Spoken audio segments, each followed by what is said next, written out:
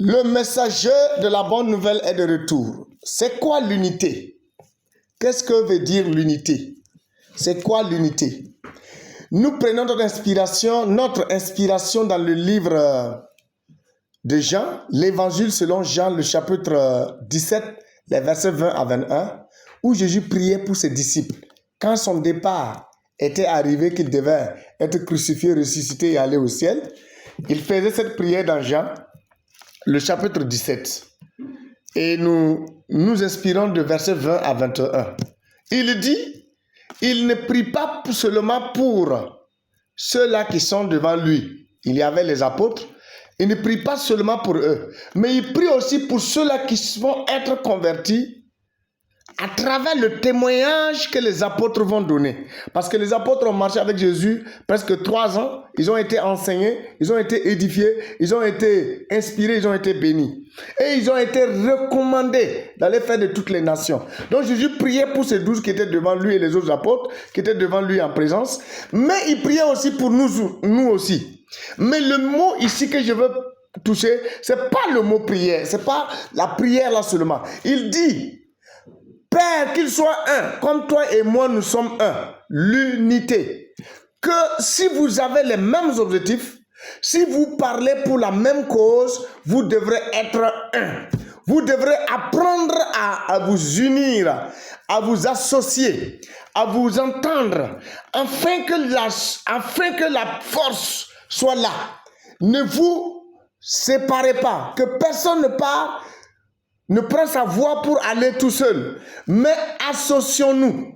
Même le monde des affaires aujourd'hui, quand nous parlons du monde des affaires, si vous formez par exemple en Chine, il y a des formations en ligne par contre, et quand vous regardez comment fonctionnent les sociétés, vous verrez que les sociétés fonctionnent en équipe, en groupement, pour leur permettre de devenir solides et puissants.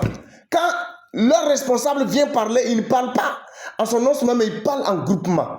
C'est ainsi que je veux toucher le côté spirituel, pour dire que nous devrons marcher dans l'unité, ne pas avoir des idées éparpillées ou que chacun parle pour lui-même, mais parler dans l'unité. Cela est important pour un frère, cela est très important pour une sœur, c'est important pour les hommes de Dieu, les pasteurs, c'est important pour les commerçants, c'est important pour les chantres, c'est important pour tous ceux qui marchent dans ce monde, dans un domaine donné, d'essayer. Moi j'aime le solo, j'aime être seul, je n'aime pas les problèmes. Si tu aimes marcher seul, tu n'iras pas loin. Tu n'iras pas loin. Non. Celui qui marche seul n'ira pas loin. Non. Tu souffriras. Et dans chaque règle, il y a des exceptions.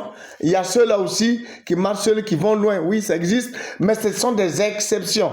Mais la plupart des temps, c'est d'être un. Ici, je veux inviter quelqu'un à cultiver l'esprit d'unité. Cultive-toi l'esprit d'unité. Toi qui m'entends, cultive-toi l'esprit d'unité. Je veux que tu cultives l'esprit d'unité. Ne sois pas égoïste.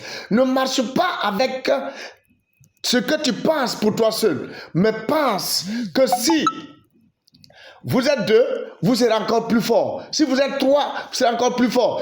Mais que chacun ne vienne pas avec des idées machiavéliques. Venez avec des idées de construction afin que l'unité soit forte et qu'on puisse aller. Même la Bible dit que quand on est un, on chasse 1000. Mais quand on est 2 là, on chasse 10 000. Voilà. Quand on est un, on chasse 1000. 2 chassent 10 000. 2 ne chassent pas 1000 mais 10 000. Il faut que nous apprenions à être en unité, à marcher dans l'unité, parler de la cause du Seigneur. Oui, pour aider les gens à se sauver de ce monde, mais aussi penser à demain, penser que nous devrons aller loin. Et si tu veux aller loin, fais-toi accompagner. Mon frère, trouve-toi un ami, trouve-toi un compagnon, marche dans l'unité. Ne marche pas à rang dispersé. Marchons dans l'unité. Ne soyez pas des égoïstes, ne soyez pas des hypocrites.